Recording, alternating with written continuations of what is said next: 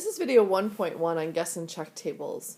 So some of you have heard some of my recommendations for solving guess and check tables, but many of you have not. So make sure you listen closely. I'm going to try and give you some ideas to make this easier.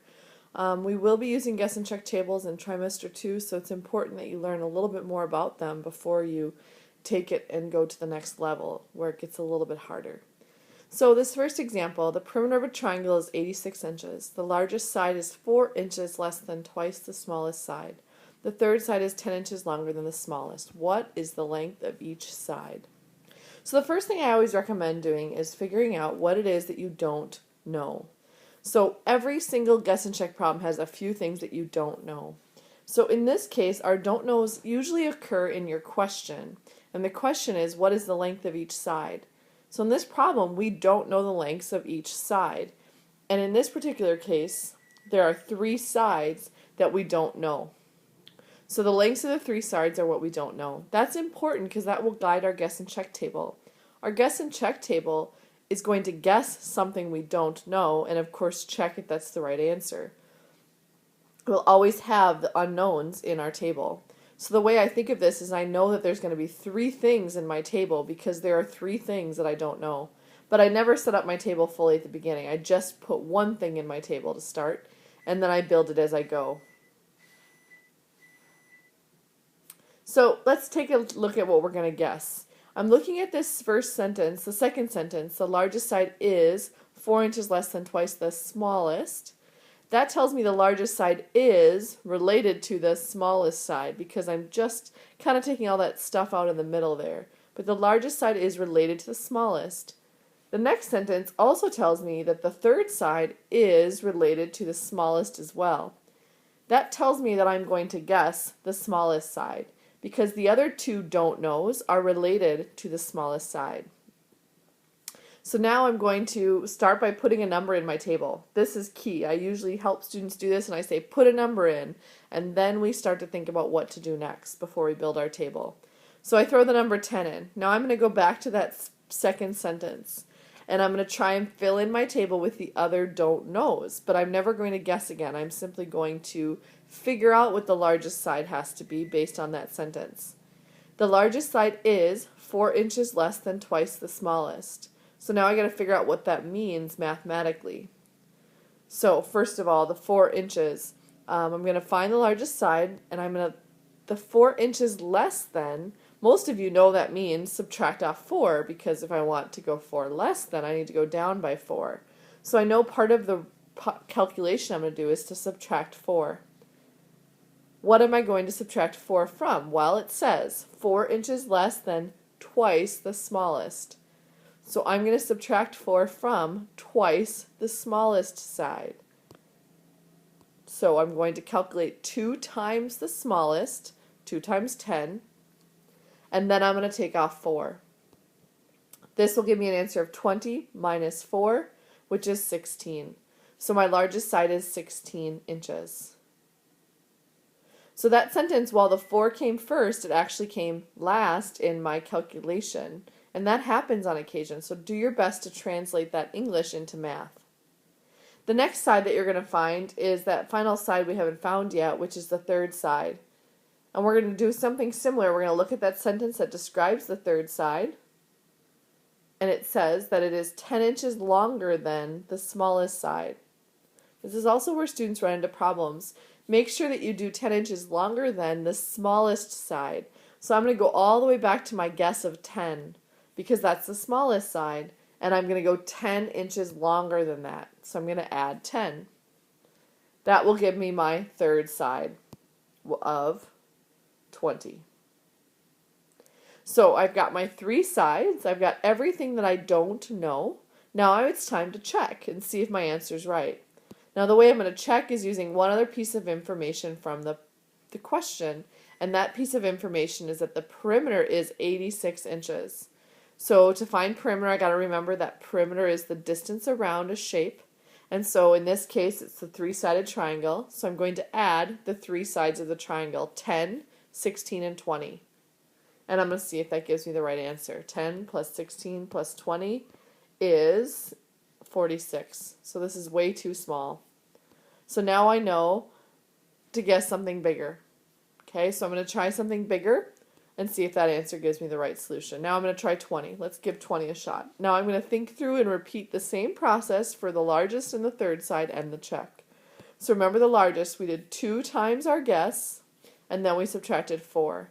So I'm going to do 2 times 20, and then I'm going to take away 4. So 40 minus 4, and give me an answer of 36.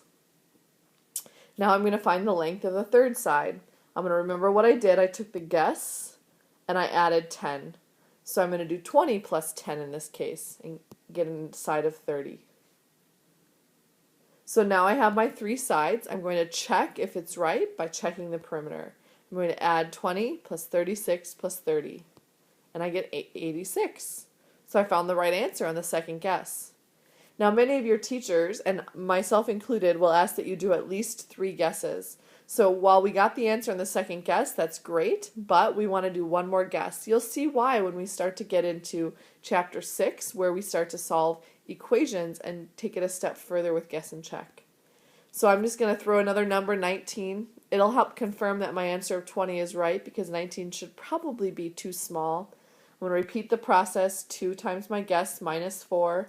2 times 19 minus 4 is going to be 38 minus 4, which is 34. And then I'll do my next step, which is always the guess plus 10. So 19 plus 10 is 29. And then last but not least, I'll check my answer by adding up the 3 sides to check the perimeter and getting 83. But of course this answer is too small because we know 20 is the right answer. So it kind of helped me see that my answer is probably right, my 20, if I didn't make any mistakes. So 3 guesses, and again, you'll see why that's the case when you get into chapter 6 with your teachers during this trimester. So let's take a look at the last step. This is the step many students forget. The last step is to answer the question. And so make sure that you answer the question by giving the solution in a somewhat of a sentence. Answer the question. The question, remember, was what is the length of each side? So the best way to answer that is a simple sentence. The sides are 20 inches, 30 inches, and 36 inches. And that's the first problem. So let's take a look at another example. This next example is now talking about a flower bed.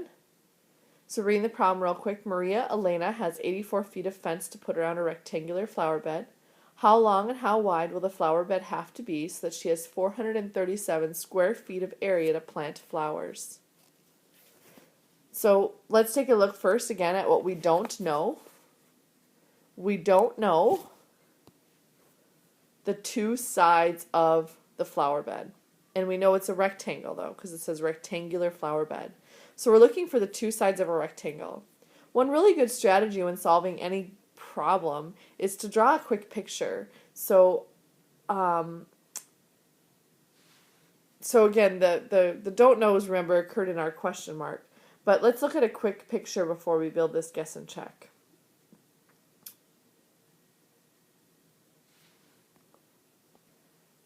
So the picture is going to help us kind of make sense of the information in the problem. So we are going to guess the length or the width. If you look through the sentences, there's not much information about either of them. But we know a rectangle has a length and a width. So we're going to guess the length, and then we have to find the width. But how are we going to do that? Well, let's take a look at a picture, how a picture can help us. If I draw a sketch and I have a length of 10 on one of the sides and I don't know the width, how can I use that picture to help me understand how to find the width? Well, we're going to go back to the information in the problem. First of all, I know a rectangle has 10 on opposite sides and the width on the other 2 sides. They're equal on opposite sides, right? So I'm going to use that information to help me figure out how to use the next piece. I'm going to use the 84 because I know it has to go 84 all the way around the rectangle. And so far I have 10 on 2 sides. So I can take off those 2 10s because that's already taken care of on the rectangle, and I get 64. So there's 64 extra fencing to go on the width. And since there's 2 sides that are equal, I'm going to divide by 2 because each of those sides has to be 32 in order for the total perimeter to be 84. So I found a perimeter, a length and a width that give me the right number of fencing. Now I'm going to check if it gives me the correct area, because the fencing and the area both have to work for this to be the right rectangle. So I'm going to check the area. Remember, length times width gives you area, so in this case 10 times 32, and I get 320. So 320 is my area, which I realize is too small. So now I guess again. I'm going to guess something larger. Let's try 15. Okay, again, I'm going to think about the picture, and if it was 15 on one side, it'd be 15 on two sides, just like the previous problem. I'm going to do 84 minus 15 and minus 15 again, because that'll tell me how much of the fencing will remain for the two sides labeled with the width. Now I'm going to divide that in half, because that's what we did before, and because that's how I'm going to split the two sides of the rectangle so that there's equal fencing on both sides, and I get 27. Last but not least, I'm going to check the area, 15 times 27, length times width, and I get 405. I see that the answer is still too small, but it is closer. That's a good thing to notice. When you're still not right, you want to make sure you're getting closer, or you've got kind of a problem and you maybe went the wrong direction. So let's try another problem. Let's try another number. Let's try 16. So now we're going to do the same process, and once we get the hang of our table, it gets faster and faster. We're going to do 84 and take off the two sides, 16 and 16 of the rectangle, 52. And then we take the 52 and we cut it in half, because each side of the width has to be equal. And last but not least, we'll check the area. 16 times 26 has to give me the right area of 416. And I realize again that I'm closer, but I'm still too small.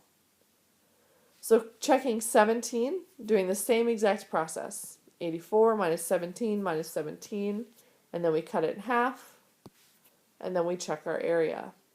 And we see that it's still too small. So maybe we need to make a bigger jump. So maybe I'm going to try 19, because I'm tired of going by ones and still being too small. Trying 19, same process.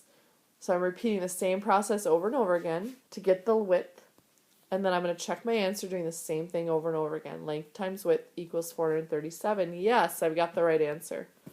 So I've already got 3 entries, so I'm done with this problem. The last thing I need to do is declare my answer. So my answer is the rectangle would be 19 feet long and 23 feet wide. And I'm done with this problem. So guess and check. My biggest hints are write down what you don't know and make sure to find them in your table. Okay, but always try to think through what you're doing each time until you get really fast at the table. So when I entered the first row, it's hard. The second row, still a little hard. But as I go through each entry, each guess, it should get easier to repeat the process. Just be careful and stick with the problem until you're done. So your job is to try these practice problems. So there are 5 guess and check problems. You're going to do it on a separate sheet of paper, and you're going to set them up and do your best to figure out what you don't know and figure out and solve for what you need to find. Good luck, and ask your teacher a lot of questions if you're getting stuck or if you're not sure if you've set up your table right. But do your best and ask plenty of questions until you get the hang of it.